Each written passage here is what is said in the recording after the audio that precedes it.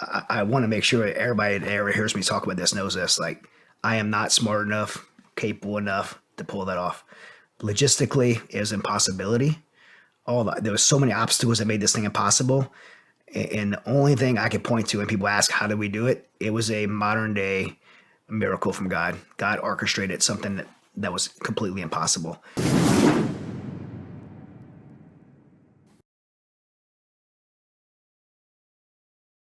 Let's move into the Afghanistan withdrawal. Yeah. Yep. You brought out, not just you, I don't want to make you uncomfortable by giving you all the credit, but you guys, a very small number of you guys, evacuated over 17,000 Afghans. I was on the phone. I was actually writing Scars and Stripes. I was sitting on the couch with Nick Palmisciano, and my phone rings, and it was Chad Robichaux. And Chad said, "Hey man, I have my translators in Afghanistan.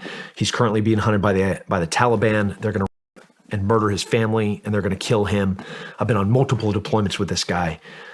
Can you get in there?" And my phone had been burning down since Afghanistan started crumbling for contract jobs, like personnel recovery, evacuations. And I didn't want to be I wanted that chapter of my life to end of this profiteer. And I was like, yeah, I'll be on a plane tomorrow. And man, I remember calling him, and I knew like he was getting asked to be like some jobs with Afghanistan. And he was turning stuff down because he has so many businesses he runs and he's busy. And when I told him I'm going to get Aziz and his wife and family, he was like, "I'm in. Where do you need me to be?" And I look over at Nick, and Nick's on the phone. Nick's talking to Sarah Verardo. Sarah Verardo is this incredible woman whose husband was horrifically wounded in Afghanistan, and she's carried all that purpose and pain, or all that pain and all that suffering, and directed it into purpose.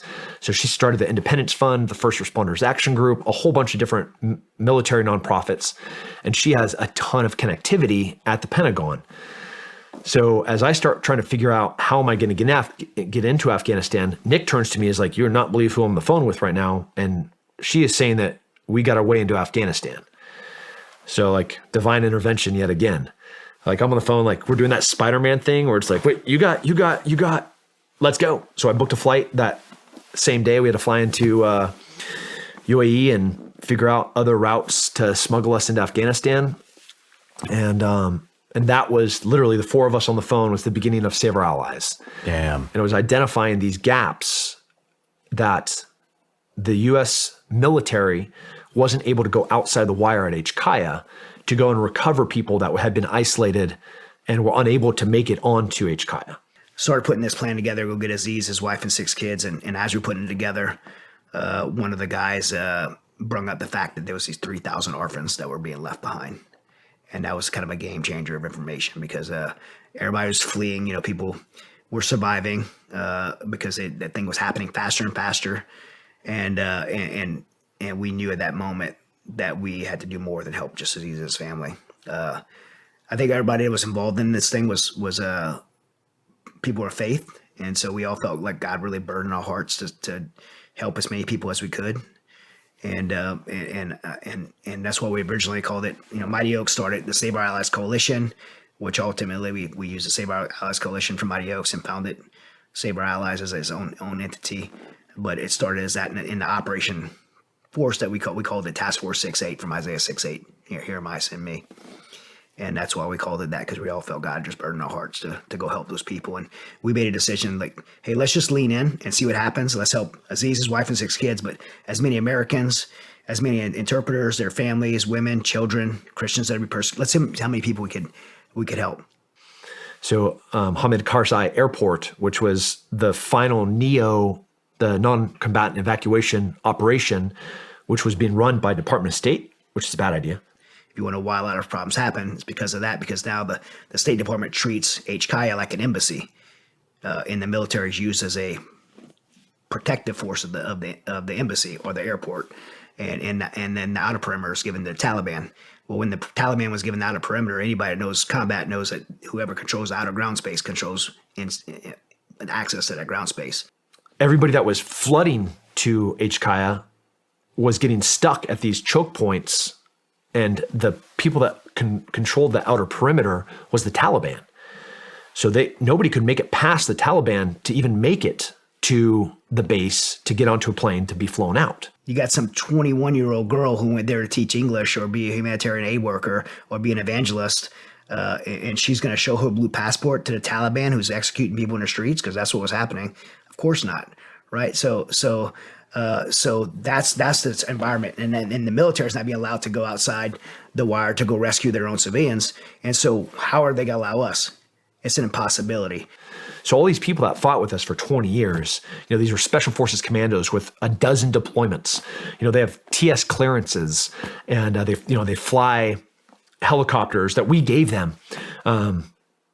They stay. They're either going to be working for the Taliban or they're going to be killed by the Taliban. It's going to be one or the other. Mm-hmm.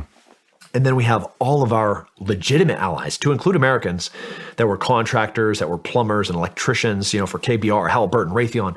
All those contractors were stuck in Afghanistan.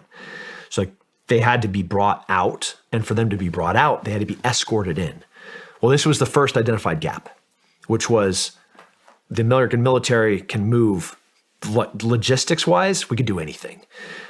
But how do you go and find 3 people, 5 people, 7 people that are hiding in a warehouse out in the city and then escort them past the Taliban and bring them onto the base past American lines and then put them on a plane? That's the gap. And we had 4 guys on the ground, and that's what we immediately went to work doing. How did you do it? I have a picture of a target. On the back of the target are 3 different con ops. So there's 4 of us. Dave was going to be staying back as comms for the 3 of us that went to do solo singleton missions. And on the back of a target is in permanent marker, concept of the operation number 1.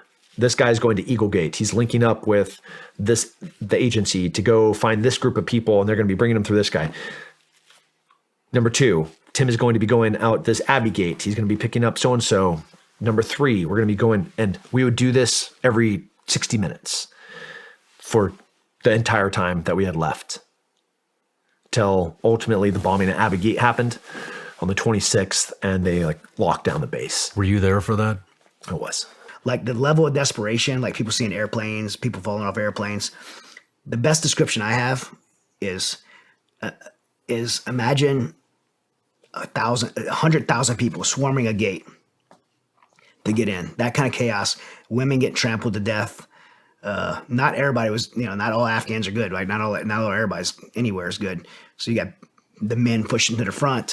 It's just chaos. Taliban are in there shooting people. It's total chaos. And women are so desperate that their babies won't grow up to be sex slaves as little girls or Taliban as little boys. And they take their baby, kiss it goodbye, knowing they're never going to see it again, put it in a crowd of 10,000 people, crowd surf it like a beach ball to the wall. And then someone grabs that baby and throws it as hard and as high as they can, hoping a U.S. service member catches it on the other side of that wall. What they didn't know was on the other side of that wire was 6 feet high and about 20 feet deep of concertina wire, razor wire. My buddy Joe counted 6 babies that were bled to death in that wire. That was the level of desperation on the ground there. And we just kept pushing to get as many people as we could. And then at day 10, we didn't realize at the time we had got 12,000 people out by day 10. And in a suicide bomber hit Abbey Gate. 13 of our service members were killed. And the U.S. military was forced to weld the gate shut, and the ground evacuations there were over. I remember when that happened. Tim was just at that. Tim and Seasbury were just at the Abbey Gate, and we thought, and then we got a thumbs up. They were good. But at that time, we, when that ends at H. Kaya, I thought, man, the U.S. military is being forced to leave, but hey, we don't have to. And my big thing at that time, because Aziz is already out, his wife and kids are out. But at that time, the White House is saying there's 100 Americans left out there. And I knew, anybody on the ground knew, there was thousands of Americans still out there. In fact, the White House before had said there was 16,000 Americans there.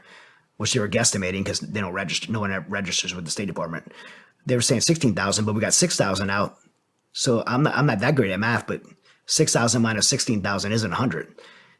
But the truth is, even if they were 10,000 or 100, you don't leave one American behind, like ever, anywhere.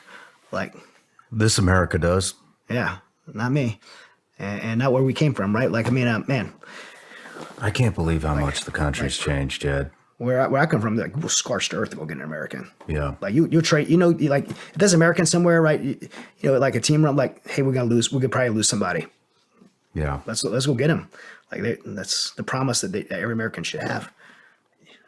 That was another time. Yeah, not every mission went well. We were bringing in some buses through Blackgate, and there was a miscommunication, and a commander at that gate wouldn't let those buses in, and everybody thought that it was me, like that Tim Kennedy was the one that had set all of these buses up. This was absolutely our operation, but guess who are the people that were making the calls to link up? This is at the highest level of government, mm-hmm. where like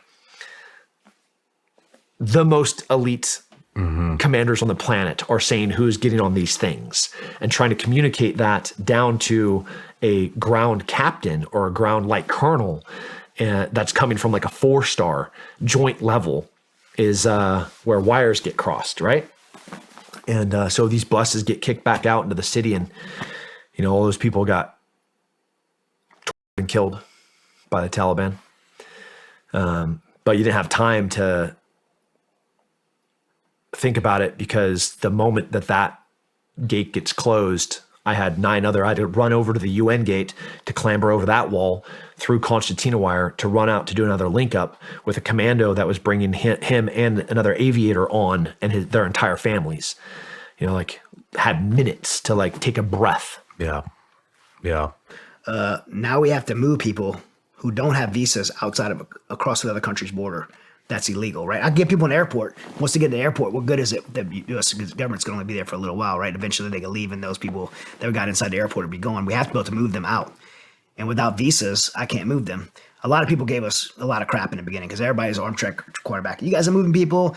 Who you bring into the States? Like, we don't even know who these people are. First of all, I'm not the State Department. I don't have any authority to bring anybody to the United States. I could get somebody out another country, but I don't have any authority. Only the State Department could do that. So, secondly, we vetted more people than the U.S. government did.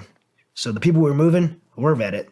The people that are going on those planes that the DoD were moving, no fault to the troops, fault to the White House and State Department. They were not vetted. So we were moving people that we were vetting. We had a process to do it, and we're doing our due diligence. But now we have to move them across border. How do you do that? We need to be able to find another country. The only place you can move people across border without a visa is Laredo, Texas, and but in the real world, you have to follow rules and laws, and so we contacted the UAE, the country of the UAE. We had a connection there. We had two connections actually, but Joe Robert, who's a recon Marine that I knew, and then Shawn Gabler had another backdoor connection. Joe Robert grew up with the Royal family, with the Prince, and we was able to secure me a phone call. I got a phone call. Guy named Santa Six, got his name Santa Six. Dan O was on the phone call. Joe Robert was on the phone call. We had I think Shawn Gabler was on the phone call. We had a couple of senators and congressmen that I got on for credibility, and we got on the phone with the UAE and the officials there and the Royal family and presented the plan, and they listened. And at the end, they said, not only will we support you to bring them here and give you a humanitarian center, we're going to give you a C-17 plane and pilots. Let's help. You've got to be shitting me. Yeah. That plane was a UAE plane. The main plane that we had was UAE 2, and we got 2. And then so now we have ability to go rescue people. We have a place to bring them. We have aircraft to do it, but we knew the problem was going to be bigger. And so we need it. This is not going to cost thousands of dollars. It costs millions of dollars to be able to pull something like this off. We don't have time to ramp up for this. This is happening like now.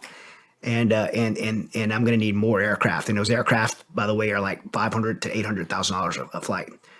So I'm like, now how do I solve this problem? And all this happened in 3 days, by the way. I get a random call from someone I've known for a while, Glenn Beck. He had heard I was getting involved, and so Glenn called me, And Glenn said, Chad, I want to do something. I didn't know what to do. I just felt like it was wrong what was happening. I got into radio to raise money. I thought I'd raise a few $1,000s. He's like, I already had $21 million come in. How long were you guys there?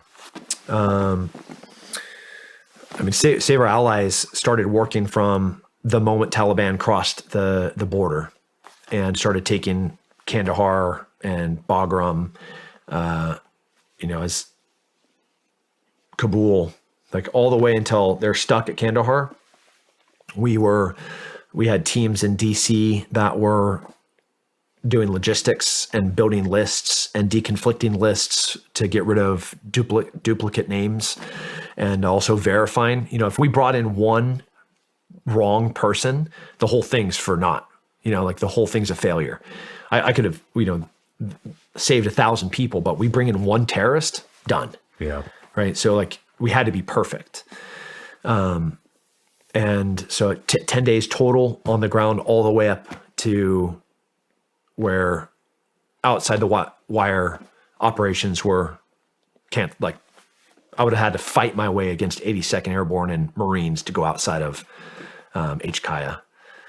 So that was the... and you guys evacuated how many people? Oh, man. If you went into the talk that night, we moved privately 12% of everybody that left, anywhere from 6,000 to 15,000 people were moved by private NGOs and private contractors. Pineapple Express, the Glenn Beck and Mercury One, obviously Save Our Allies, Mighty Oaks, like the dozens of veteran organizations all mobilized. And I'm never going to take credit for us moving one, because there's not one person that moved off that air base that was not coordinated, facilitated by 10 other groups. Mm-hmm. So total 15 to 20,000. Man, is tragic as that story is, and is what a fucking complete disgrace our government is. Yeah. Like a complete incompetent fucking nightmare. The fact that a few veteran organizations would have been able to come together and get 6 to 15,000 lives against, you're more effective than the U.S. government. Yeah. How do we ever defend our position in the world again when we come into a place and say, hey, we're going to be in this region and we need wartime allies. We're going to do you right. No, you won't. Your word means nothing. Like you did it right for the people in Afghanistan that you fought beside for 20 years. We chose to stay, and everything shifted to a place called Mazar Sharif. We led a coalition there, amazing organizations, Task Force Argo, Scott Mann, Pineapple Express guys, everybody was participating, and helping to get people out. And we ended up getting another, I think total on that coalition, got another 5,000 people out. That's where, total number of 17,000 people. But when that was over, we had heard that the resistance force, Ahmad Massoud's son, was leading a resistance force, and they were moving all the women and children to a place called the Panjshir Valley, and they want to cross them over into the country of Tajikistan. And when I heard that, I'm very familiar with that region. I operated in that region before, and mountain peaks are like 20,000 foot peaks. You might make it through a valley and get to the Panjshir River, which is the border, and it might be 1,000 foot cliff. If you make it in the river, it's Category 5 rapids, ice melt water. Afghan women, by the way, don't swim. They're not going out, in the bikinis on the weekends, and usually they're pregnant or have a kid. So, geographically, to be able to cross that river would be impossibility for Afghan women. And then, in addition to that, the Tajik border guard was there. The Taliban saturated the area to prevent that. And then the Russian military was there in force. That wasn't on the news. The Chinese military was there. Chinese special operations was on that border. So what I knew we had to, that was the best thing we could provide, was to go on the other side of the river, come into Afghanistan and help provide information of where to cross and how to cross. And, in our world, that's called fording reps. Fording rep is how to, telling people how to cross the information needed to cross a river.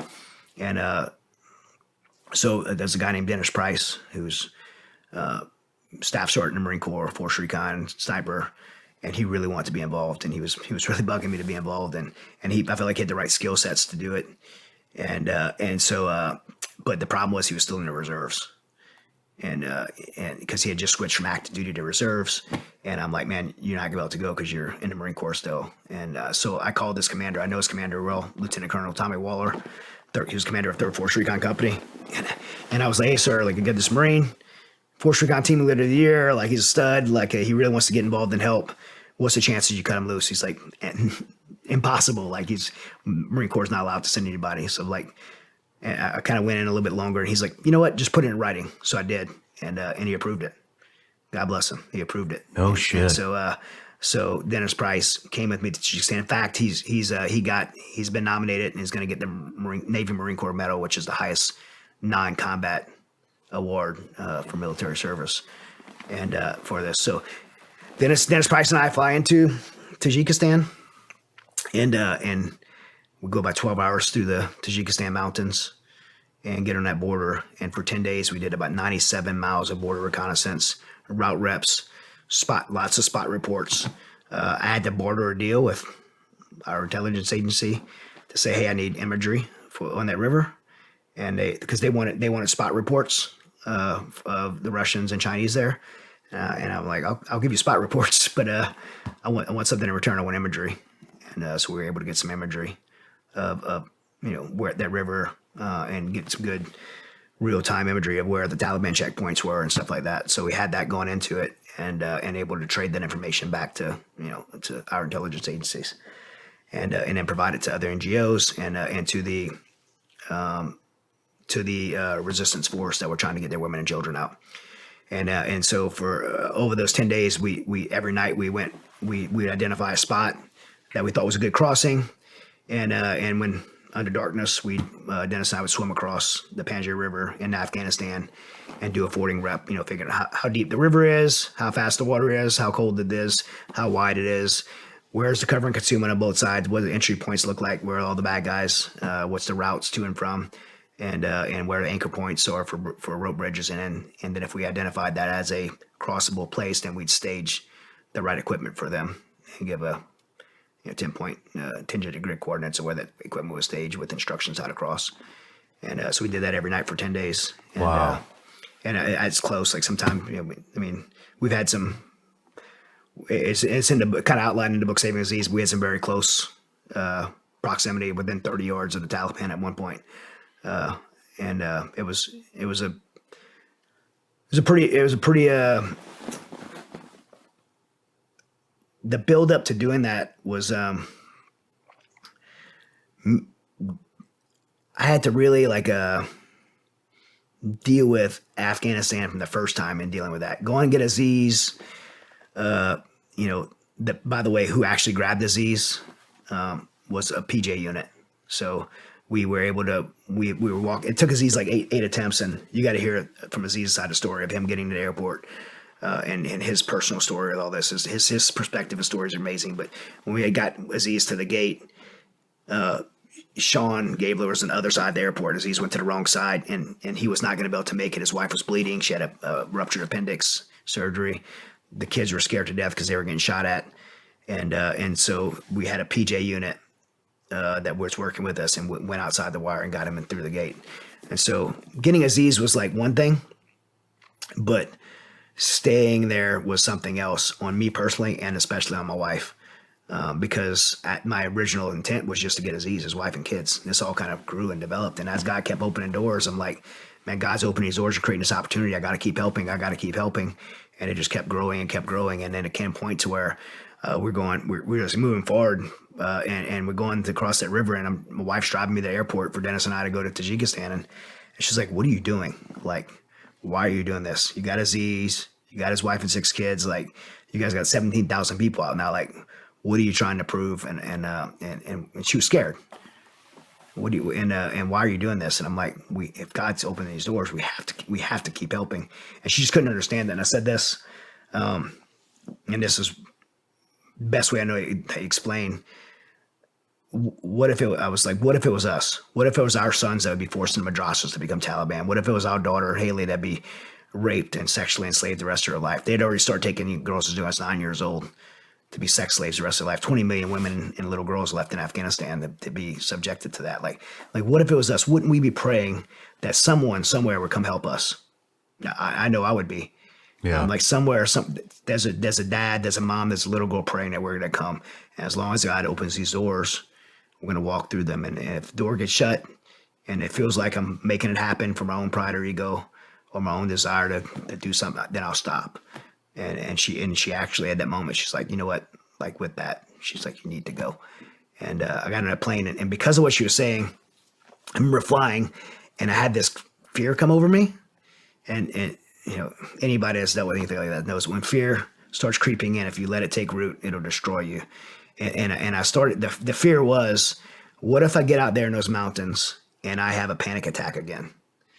And Dennis is out there with, what if I have a stroke? Like, right? Because I've been in an ER with blood pressure 200 over 130 than when I was having those panic attacks.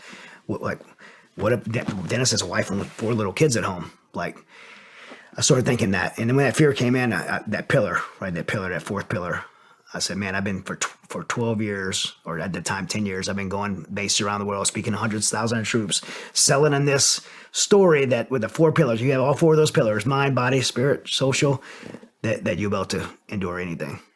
And I talk about a time when I was in Afghanistan, I had just the mind, the body, and the social, but I didn't have the spirit, and it almost cost me everything. But now if I had the 4th pillar, right, I could do it. And I'm like, now here's my chance to test it. And my mind's not quite where it used to be. My body certainly isn't. I tore my freaking muscle off the bone right before this operation, by the way. My longest muscle off the pelvic bone. So I'm going out there injured. You know, mind's not there. Body's not where it used to be. Socially, I love Dennis, but he's not JSOC, right? And but the only pillar I do have is that spiritual pillar. And in that moment, I just prayed in that flight. I'm like, God, if you're burdened on my heart, like you're burdened on my heart to do this, I feel called by you to do this. If you want me to be here to help these women and little girls, like you need to take away this anxiety. I need to be able to do this without fear, without hesitation. I need to be able to be focused and do this. I'm not going to sleep while I'm there. I need you to give me energy, keep us safe. And when I prayed that, like I just had this tremendous peace come over me. And I told Dennis in that moment, like we landed, and I told Dennis what had happened. I wanted to share it with someone. He's like, bro, I'm dealing with the same thing. Like, let's pray. And we prayed together. And we got on that plane and we flew there. And then there was one moment we were going to swim across. And I know there's arm track quarterbacks everywhere. So somebody listen to this and probably tell us we're stupid for doing that. Because I've heard it all before. But we were about to swim across, and there was a point in the river. Like when you're doing a 4 rep, it has to be that Goldilocks spot because the rope bridge has to be close enough for the rope bridge to work. If it's too far, right, then it's too far. It's too far for the rope bridge. If it's too narrow, the current's too strong. It has to be at Goldie. So this was like the perfect spot, perfect covering, concealment on both sides. There was like a little mud wall, and there was a tree line on the other side. I mean, this spot's perfect. But right now, in this moment, there's 3 Taliban on this roof, about 100 yards from that crossing. To the left, to the right, on this side of the river, there's a Chinese BMP with a PKM, heavy machine gun on the roof, and a spotlight for people swimming across the river. We have to get this information now, and when that BMP moves and the Taliban aren't there, this could be the perfect spot to cross. And so we're gonna have to swim between these people. And that was the only time during that whole week that I felt that fear creeping back up. And I walked off by myself, and I stood on the bank of the river, and I didn't have my Bible because you don't want to bring a Bible, obviously, that part of the world. I had a burner phone, and so my Bible app, my Bible verses that I have, this little verses on there, and so I went to memory. And that's what I always tell people, like Viktor Frankl talks about in the book I said earlier, you got to memorize God's word because if it's in your heart and it's in your mind, your soul, then nothing can take it away from you, right? Because you control that. And I recited Psalm 23. The Lord is my shepherd; I lack nothing. He makes me lie down in green pastures. He leads me beside quiet waters. He refreshes my soul. He guides me in the right path for his name's sake. And even though I walk through the darkest valley, I will fear no evil because he is with me. His rod and his staff, they comfort me. And he prepares a table for me in the presence of my enemies. And he anoints my head with oil. And my cup overflows. And surely his goodness and love will pursue me all the days of my life, and I'll dwell in the house of the Lord forever. And one of my favorite parts of that verse is the very first words, like, the Lord is my shepherd, I lack nothing. I don't need anything else, right? If he's my shepherd, I don't need anything else. And that gave me this tremendous peace. And Dennis and I, we swam across the river that night in our underwear, clothes and rafting bags, and did that route. And that ended up being, from what I know, best of my knowledge, the route that ended up being the most fruitful.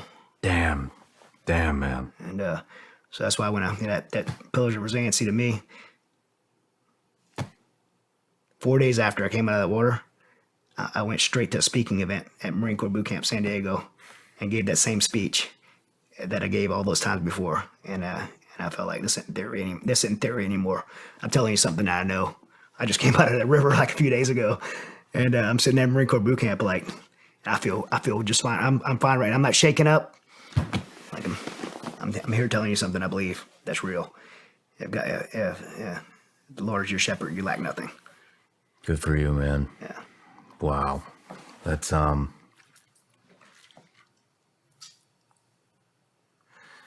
you did what no government could do.